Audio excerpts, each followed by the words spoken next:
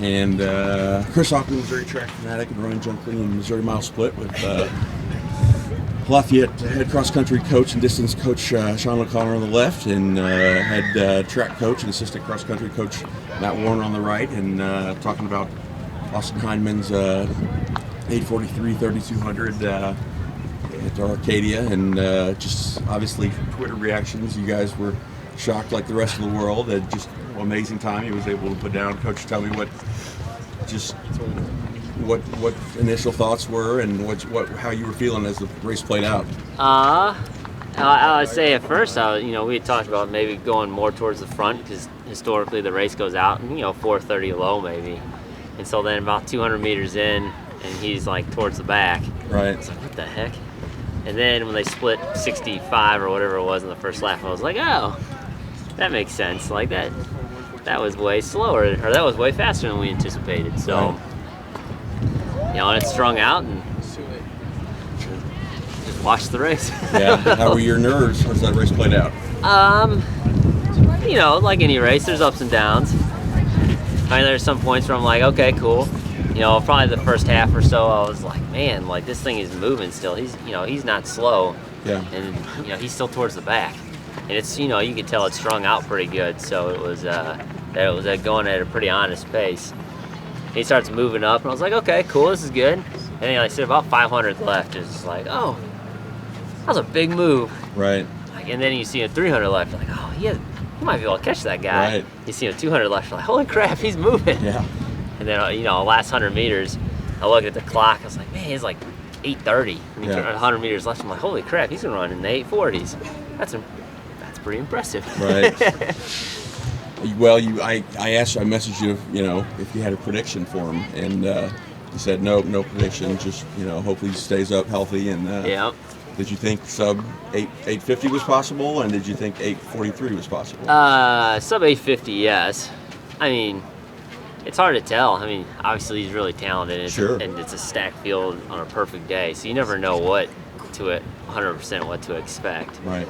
But definitely thought sub 850 was possible. I didn't know how far under 850. Yeah, right. 843 was pretty impressive. Sure. I didn't expect that far down, but right. Not going to complain. Yeah. And Coach Warren, as you're watching online, obviously you've been seeing this guy over the years and what he's capable of, but what were you thinking, and how were you feeling those as the race played out and he starts moving up, right. and the last 800 moves up more, and tell me what you were thinking and going through. Well, I was excited like a kid watching it right. on my couch online, but yeah, kind of like Coach O'Connor said, watching it, kind of seeing him in the back and not being there live and kind of being able to see the clock and all that, I was like, uh-oh, he's boxed in, get out, Austin, and but as I saw the mile time when he came through, I was like, holy cow, they're moving. And, right. So, you could see him because he's tall, Sure. kind of see his head in the back, and and then just watching him make his move, and after having seen how it played out, I kind of looked back and wow, that was just a beautifully tactical race the Sure. way it played out, and I think it helps because he's been in some big races before, so right. Probably had the calmness of mind to Sure. run it and see where he was at, and he's a very smart racer, so right. But yeah, it was awfully exciting. Yeah. And tell me, you said you jumped over the fence and gave him a big hug. Tell me what that was like, and just that's got to be ranked up there as one of your top individual moments with the kid, I assume. Oh yeah, it was undescribable. He's running down the last 100. I almost jumped over the fence and ran on the track there. I thought that would have been a bad idea because there's still a race going on. Right. But no, it's running around like a moron. I was pretty excited. Yeah. But what? Obviously, you like I said, you guys have known this guy and worked with him day in and day out over the years. What are the traits that he possesses that you like other kids to pick up for him to be able to persevere and overcome the disappointment of not making it on the national stage last fall in cross country, but to be able to do what he did this year? What are some of those traits or things that he possesses that you'd love to see? Well, one thing that kind of sticks out to me just about him as a person is he's very genuine and humble.